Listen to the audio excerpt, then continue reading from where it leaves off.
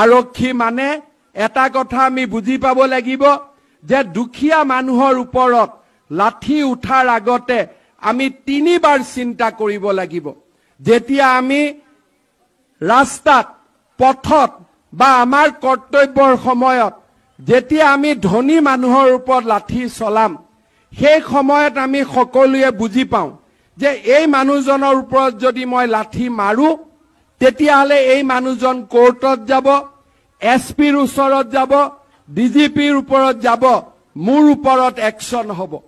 কিন্তু যদি মই দুখীয়া মানুহ এজনৰ ওপৰত লাঠি মাৰো, মই যদি ৰিক্সাৱালা এজনৰ ওপৰত লাঠি মাৰো, ঠেলা এজনৰ ওপৰত যদি মই লাঠি মাৰো, শ্ৰমিক এজনৰ ওপৰত যদি মই লাঠি মাৰো, এই লাঠি মৰা মানুহজন এছপিৰ ওপৰতো যাব নোৱাৰে, ডিজিপিৰ ওচৰতো যাব নোৱাৰে, আইনৰ ওচৰতো যাব নোৱাৰে, আৰু সেইবাবে ইয়াক মই মাৰিম।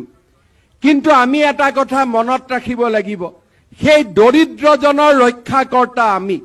যিজন মানুহে আইনত যাব নোৱাৰে, যিজন মানুহে মোৰ সিনিয়ৰৰ ওচৰত যাব নোৱাৰে, সেই দৰিদ্ৰ আৰু দুখীয়া মানুহজনক ৰক্ষা কৰাৰ দায়িত্বৰ বাবে মই এই ইউনিফৰ্ম পিন্ধিছো, মই এই খাকী পোছাক পিন্ধিছো। যেতিয়া অসম আৰক্ষীৰ প্ৰত্যেকজন জোৱান দৰিদ্ৰজন আৰ্তজনৰ ত্ৰাণকৰ্তা হ'ব, তেতিয়া অসমৰ ভৱিষ্যত সুন্দৰ হোৱাত কোনেও বাধা দি ৰাখিব নোৱাৰে। ধনীৰ বাবে আদালত আছে, দুখীয়াৰ বাবে মই আছো।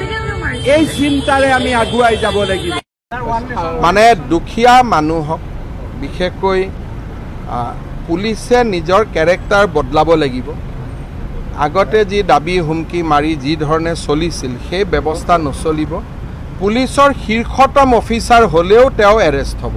আমি এই ধৰণৰ ডিজিপিয়ে ইতিমধ্যে সকলোকে বাৰ্তা দিছে, আৰু ডিজিপিয়ে যিখিনি কথা কৈ আছে সেইখিনি এছপি লেভেললৈকে সকলো অফিচাৰে বুজি পাব লাগে, কাৰণ ডিজিপিয়ে কোৱা কথাখিনি আমাৰ কথা।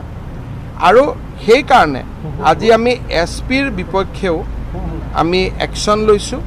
আৰু এনেকুৱা ধৰণে দুখীয়া মানুহক যন্ত্ৰণা দিয়াৰ যদি অভিযোগ পোৱা যায় আৰু যদি প্ৰমাণিত হয়, আমি সকলোৰে বিপক্ষে ব্যৱস্থা ল'ম, আৰু সেই ক্ষেত্ৰত ডিজিপিক আমি ফুল অথৰিটি